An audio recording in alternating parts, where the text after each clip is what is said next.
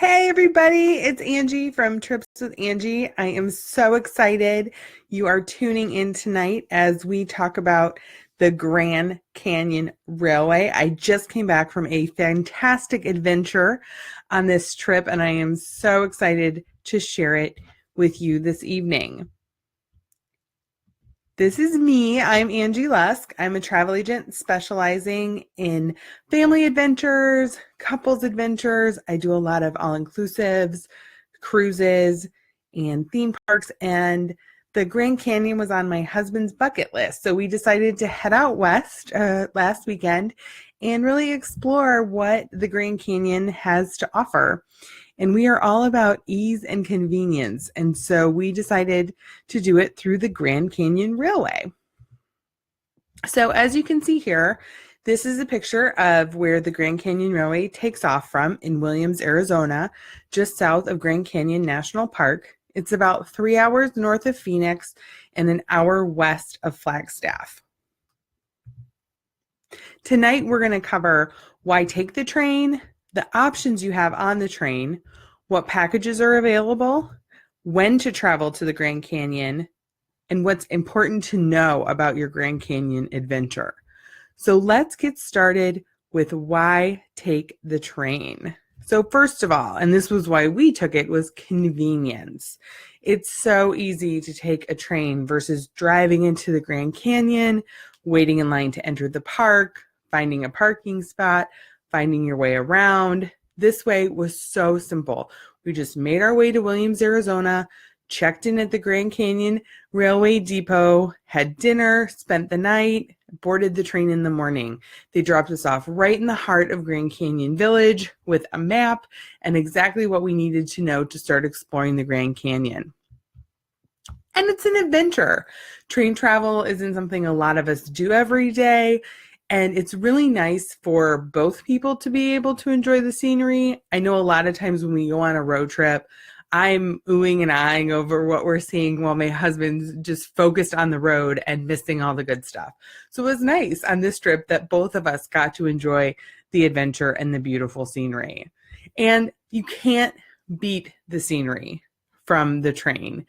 You get views of the land that's dedicated to cattle.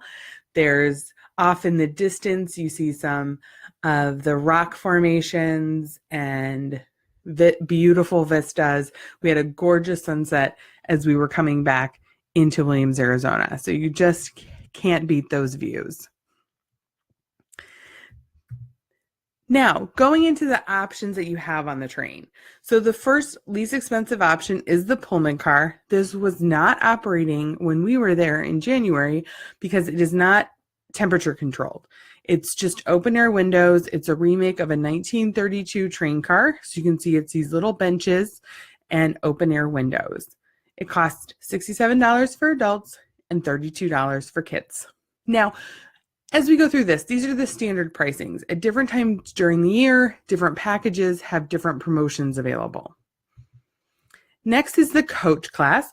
So this is meant to resemble a train car from the 1950s. You see here, there's a guitar performer. This is one of my favorite things from the train trip on the way there and the way home. A performer comes through singing different songs, cowboy songs, songs you know. So it was really fun, made the 2 hour and 15-minute journey go by so fast. There is an attendant available in coach class. It is air conditioned, and you do have snacks and soft drinks available for purchase. Next is first class. Now we're starting to get into a little more luxury. These are reclining cars these are reclining seats that have larger windows. It's also air conditioned. They have fresh fruit, pastries, coffee and juice in the morning, and then snacks and soft drinks in the afternoon. There's also a bar inside each car. So if you want to enjoy a Bloody Mary on the way or have a sparkling wine on the way back to celebrate your successful trip to the Grand Canyon, that's available. The cocktails are $6. For most of them, $7 if you get something really fancy. Now here's the observation dome. This is the observation dome that's available for kids. So for families, they can go in this observation dome. Again, you can see how the windows come up over the sides. You're on the second floor, so you do need to be able to go up and down stairs, and you just have a great view. It's a little more expensive. You saw the padded high back chairs. It is air conditioned. And again, you have the fresh fruit, pastries, and coffee, basically a continental breakfast in the morning. And then on the way back, you have snacks, soft drinks, and a sparkling wine toast on your way back to Williams each day. And then here's a luxury dome. The picture on the left is actually my picture from our trip. The other pictures I've been using have been from the Grand Canyon, just because I couldn't get all these people to sign waivers to show what the cars look like. So here's the luxury dome car. It is absolutely gorgeous. One thing that sets the luxury dome car apart is that you have access to this beautiful parlor downstairs. Our attendant was telling us that they took $1 million and redid this parlor with beautiful antique furniture. You also have the same continental breakfast, snacks with the sparkling wine toast.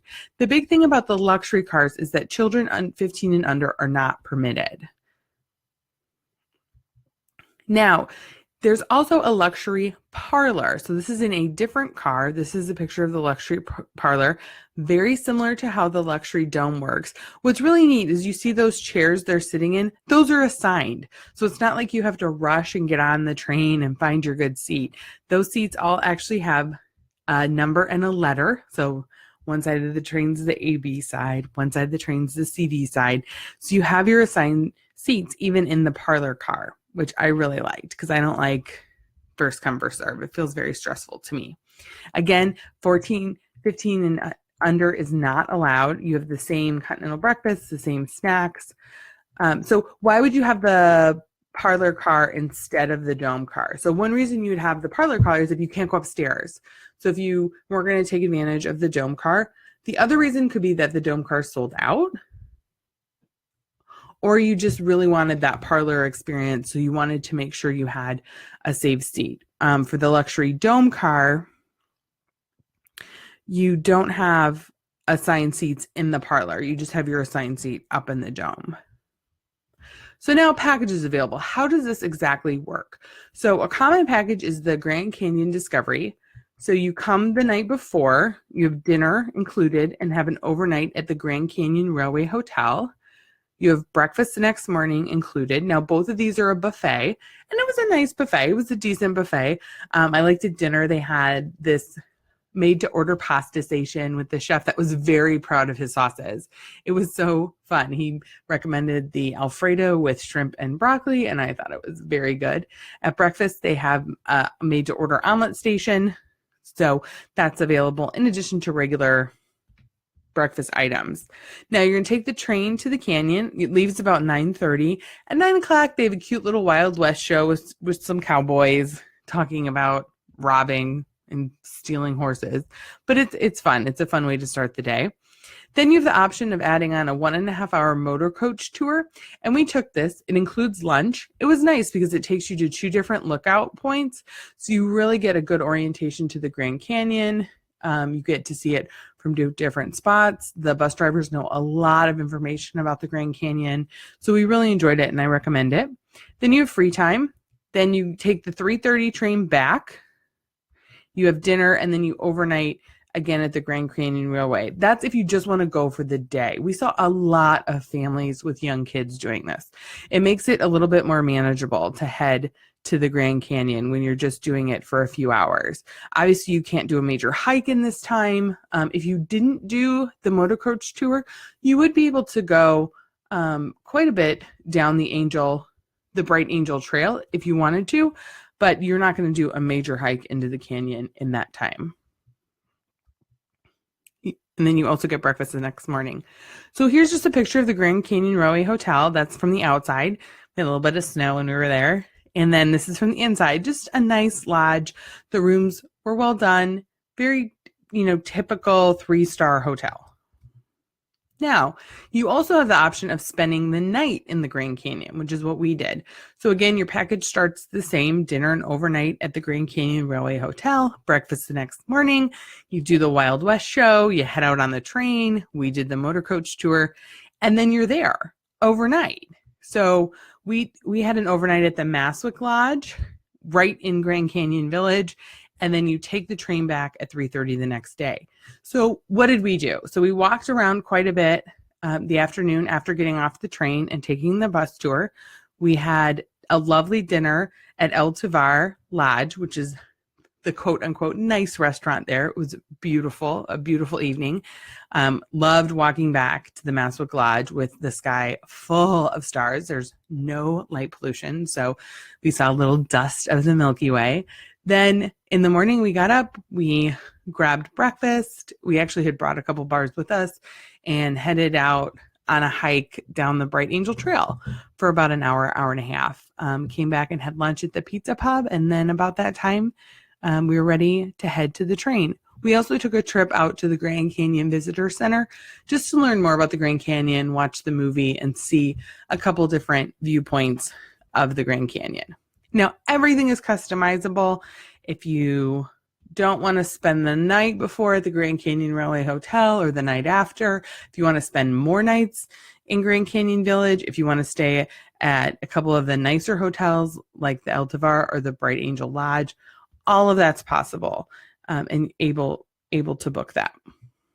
So here's just a quick pic at the Maswik Lodge. These are individual buildings. There's about, I think it was probably 6 or 8 rooms in each of the buildings. They're kind of spread out. You walk around gravel parking lots, just kind of a standard hotel room. We were very pleased with it. It was clean. It had been updated, had a Keurig coffee maker. So it was very comfortable accommodations. It has a little balcony you can look out. And I'll be posting in upcoming days, I'll be posting some more videos about exactly what the lodge looked like and some more information in videos, because I think you can really tell better when you see the videos. So when to travel to the Grand Canyon. So obviously we were there in January. It was cold. It was definitely cold. We were wearing our long underwear, but it was nice because it wasn't as crowded. So I think that's the trade-off as you think about going to the Grand Canyon is it going to be really cold? Are there going to be a lot of people? So January and February, there can be snow. There's highs in the 40s, lows in the 20s. It definitely got down to 20 while we were there. Snow can make some things difficult. Some roads are impassable. When we were there, the red line, which is the line that goes out to the west, the western part of the park, was shut down. You could only take private vehicles out there. Coming into March, April, and May, it's starting to get warmer. 50s in March, 60s in April, 70s in May. Again, you're still going to get cold at night though. You are at a 7,000 foot altitude elevation, 7,000 foot elevation. So keep that in mind. The temperature is going to drop at night. Then you get into June, July, and August. It's going to be hot and crowded. Just know that. Just keep that in mind. And then September and October, again, we're back to those highs in the 70s, lows in the 40s.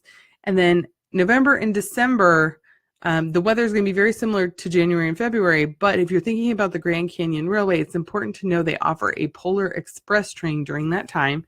It's an event, so it's not an all-day thing. It takes about 2.5 hours. They recreate the Polar Express book. They come through, they read the book, they have hot chocolate, they have a little village they go to where Santa is. That books up very far in advance. In fact, they were telling us when we were there that this Christmas is almost booked up right now because people book a year in advance and they go every year. So that would not be a good time to take the Grand Canyon Railway. They're really going to be all booked up with Polar Express guests. So what's important to know as you head out into the Grand Canyon? So the first thing is it is 20 degrees warmer on the floor of the canyon. This is a welcome change when you're there in January and February. If you're going in June, July, and August, it is going to be scorching if you are heading deep into the canyon on a hike or for an overnight stay on the base of the canyon. The altitude is no joke. I think there's this thing about altitude versus elevation. I think elevation is what I'm supposed to call it, right? Somebody tell me in the comments. But we were, again, 7,000 feet. We noticed it. We had a couple times where it was a little bit harder to catch our breath. We definitely had to drink a lot more water than we're used to. So you definitely want to take precautions. You want to drink more water, take it slow, focus on deep breathing. If you're not someone who's used to being at a high elevation. I live at sea level, so this was a big change. It's super dry. Coming from hot, humid Florida, I felt like all the water was being sucked out of my skin. My eyes are dry, my nose are dry, my lips are dry, my hands are dry. I think at one point I even said, how do people live here? So now I totally get it where people say it's, it's not the heat, it's the humidity, because it is so dry. So just keep that in mind. Again, that really goes towards hydrating yourself. We heard the guides that were getting ready, the team of people who were heading down on mules into the Grand Canyon, and they like force them to drink water along the way because it's so hot you don't notice you're sweating. It's so hot you don't realize it's so dry, you don't notice you're sweating, and it's so dry, it's so easy to get dehydrated. And there's no bottled water in the Grand Canyon to buy. So definitely bring a refillable water bottle with you. All right. So what questions do folks have? Does anybody have any questions? While you're thinking of your questions, I do want to tell you what our upcoming Facebook nights are going to be. So we did El Dorado, all-inclusive, adults-only resorts. Tonight we're doing the Grand Canyon. Upcoming this weekend is multi-generational travel. That's going to be Sunday night. Then February 6th, we're going to talk about Viking Ocean Cruises. February 13th, Universal Studios Orlando. February 20th, we're going to talk about Disney cruises, both ocean and river. And then February 27th, Aruba. So any questions out there? Okay, if you do think of some, or if you're watching this on the replay, just throw them in the comments. I am happy to answer any questions you might have, or you can always schedule a time to chat with me at tripswithangie.youcanbook.me or Angie@tripswithangie.com. Thank you so much for listening in. I hope that we are able to book you in one of these great Grand Canyon Railway adventures, and have a wonderful evening. Thanks.